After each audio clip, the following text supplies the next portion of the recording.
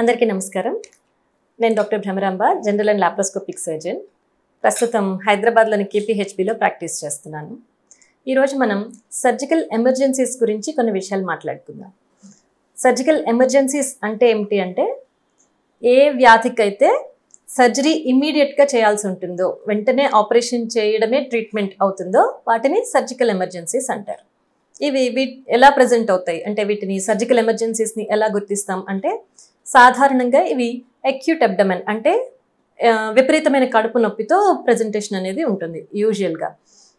వీటితో పాటు చాలా మందిలో ఫీవర్ ఉండడం, జ్వరం ఉండడం, ఇంకా వాంతులు అవ్వడం, ఆకలి తగ్గడం, వికారంగా ఉండడం, ఇంకా మోషన్ అవ్వకపోవడం, మలద్వారం నుంచి గాలి కూడా కిందకి పోకుండా ఉండడం, ఇలాంటి లక్షణాలతో ప్రజెంట్ అవుతూ ఉంటారు.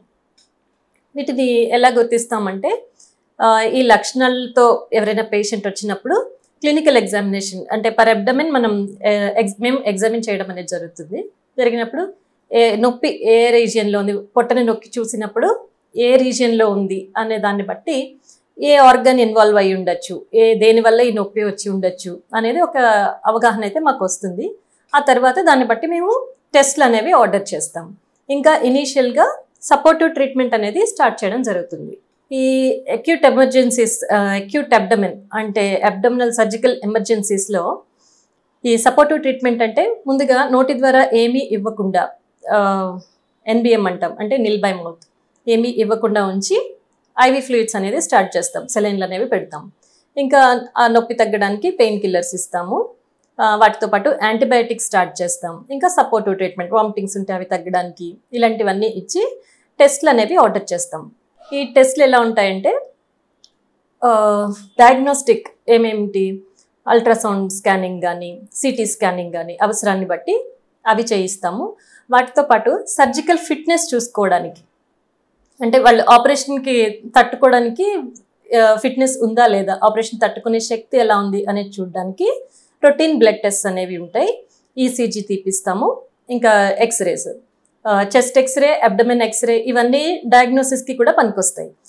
అంటే ఇవి ఈ అక్యూట్ అబ్డమెన్ సర్జికల్ ఎమర్జెన్సీస్ అనేవి ఎన్ని రకాలుగా ఉంటాయి అనేది ఒక బ్రాడ్ క్లాసిఫికేషన్ ఒకటి చెప్తాను. ఇన్ఫెక్షన్స్ వల్ల కూడా ఎమర్జెన్సీస్ అయ్యే ఛాన్స్ ఉంటుంది. ఎటువంటి ఇన్ఫెక్షన్స్ అంటే, అక్యూట్ అపెండిసైటిస్ కావచ్చు, అక్యూట్ కొలిసిస్టైటిస్ కావచ్చు. అంటే 24 గంటల నొప్పి అంటాం కదండి అపెండిసైటిస్ అంటే. అపెండిక్స్ అనేది చిన్న పేగుకి పెద్ద పేగులోకి కలిసే జంక్షన్ దగ్గర ఈ అపెండిక్స్ అనే ఆర్గన్ ఉంటుంది. అది వాచినప్పుడు ఈ విపరీతమైన నొప్పి అది రైట్ సైడ్ క్రింది భాగంలో వస్తూ ఉంటుంది. ఆ నొప్పి ఇది వాచినప్పుడు దాన్ని అపెండిసైటిస్ అంటాం. దీనికి ట్రీట్మెంట్ ఇమ్మీడియట్ సర్జరీ. ఇమ్మీడియట్ అంటే పేషెంట్ స్టేబుల్ అయిన తర్వాత చేసుకోవచ్చు, వితిన్ 24 hours చేసుకోవచ్చు. ఇంకొకటి అక్యూట్, దీన్ని లాప్రోస్కోపీలో చేస్తాము. ఇది చేయించుకోకపోవడం, సర్జరీయే బెస్ట్ ట్రీట్మెంట్ అని ఎందుకంటాము అంటే, సర్జరీ చేయించుకోకుండా మెడికల్ మేనేజ్మెంట్ కూడా కొన్ని సందర్భాల్లో ట్రై చేస్తూ ఉంటారు. బట్ ఏంటంటే, అలా చేయడం వల్ల మళ్ళీ వచ్చే అవకాశం అనేది, మళ్ళీ ఈ వాప్ అనేది మళ్ళీ వచ్చే అవకాశం అయితే ఎక్కువ సార్లు ఉంటుంది. కాబట్టి ఈ వ్యాధికి సర్జరీయే బెస్ట్ ట్రీట్మెంట్. ఈ నెగ్లెక్ట్ చేస్తే, అంటే ఏ ట్రీట్మెంట్ తీసుకోకుండా కానీ అపెండిసైటిస్ని వదిలేస్తే యాబ్సెస్ ఫార్మేషన్, అంటే ఆ అపెండిక్స్ చుట్టూ చీము చేరుకొని అక్కడ ఇన్ఫెక్షన్ అనేది రావడం, ఇంకా పెర్ఫరేట్ అవ్వడం, అంటే ఆ అపెండిక్స్ అనేది చిల్లు పడుతుంది, పగులుతుంది అనమాట. అలా వచ్చే అవకాశాలు చాలా ఎక్కువ ఉంటాయి. అప్పుడు అది ఇంకా ప్రమాదం అవుతుంది.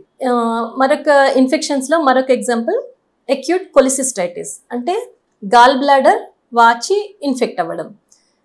ఏవైనా గాల్ బ్లాడర్లో స్టోన్స్ అవి ఉన్నప్పుడు అది రిలీజ్ చేసే నాళానికి అడ్డుపడింది అనుకోండి, అప్పుడు అదంతా స్టేసిస్ రావడం వల్ల, అంటే అందులోనే ఎక్కువ కాలం బైల్ అంతా కూడా పేరుకుని ఉండిపోయినప్పుడు ఆ గాల్ బ్లాడర్ అనేది ఇన్ఫెక్ట్ అవుతుంది.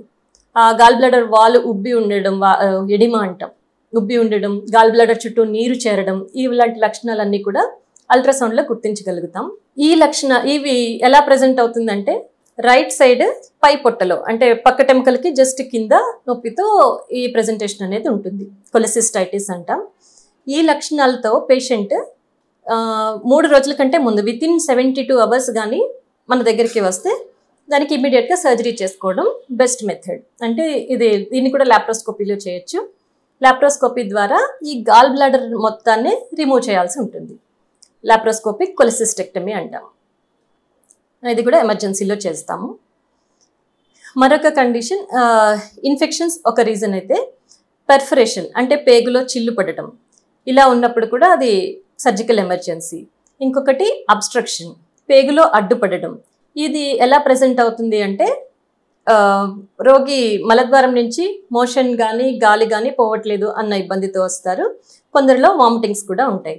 ఇది ఏ కారణాల వల్ల వస్తుందంటే ఏదైనా ట్యూమర్స్ ఉన్నప్పుడు, అంటే ఏదైనా అడ్డుపడే ఆ పేగు గోడల నుంచి ఏదైనా మాస్ లాంటిది పెరిగినప్పుడు, లేదా ఇంతకు ముందు అయిన ఆపరేషన్ల వల్ల ఎడ్హిషన్స్ అంటాం, అతుకులు ఏర్పడినప్పుడు కూడా అబ్స్ట్రక్షన్ అనేది వస్తుంది, పేగుల్లో అడ్డుపడడం అనేది జరుగుతుంది.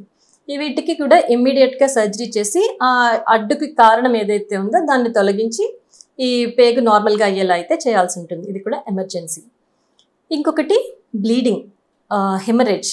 హెమరేజ్ అంటే లోపల ఏదైనా బ్లడ్ వెసల్ కట్ అయ్యి లోపలికి బ్లడ్ కారుతూ ఉంది అనుకోండి, అది అక్యూట్ ఎమర్జెన్సీ.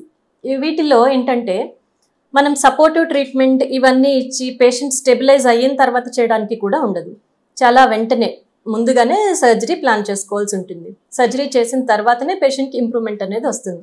లేదంటే మనం సపోర్టివ్ ట్రీట్మెంట్ ఇస్తున్నా బ్లడ్ లాస్ అనేది కంటిన్యూ అవుతూ ఉందనుకోండి, ఇంప్రూవ్మెంట్ ఉండదు. అలాగనే ఇష్కిమియా. ఇష్కిమియా అంటే ఏదైనా ఆర్గన్కి సప్లై అయ్యే బ్లడ్ కానీ తగ్గిందనుకోండి, ఆ ఆర్గన్ ఇష్కిమియాలోకి వెళ్తుంది. ఈ కండిషన్లో కూడా ఇమ్మీడియట్ ఇంటర్వెన్షన్ అవసరం పడుతుంది. కాబట్టి ఈ సర్జికల్ ఎమర్జెన్సీస్ అంటే యూజువల్ ప్రెజెంటేషన్ అక్యూట్ అబ్డమెన్, అంటే పొట్టలో నొప్పితో ప్రెజెంట్ అయినప్పుడు వాటికి సింపుల్ పెయిన్ కిల్లర్స్ వాడి డిలే చేసుకోకుండా ఇమ్మీడియట్గా హాస్పిటల్కి వెళ్ళి ఇవాల్యుయేట్ చేయించుకోవాలి. అంటే అది ఎందుకు వచ్చింది అనే కారణం అయితే తప్పనిసరిగా తెలుసుకోవాలి.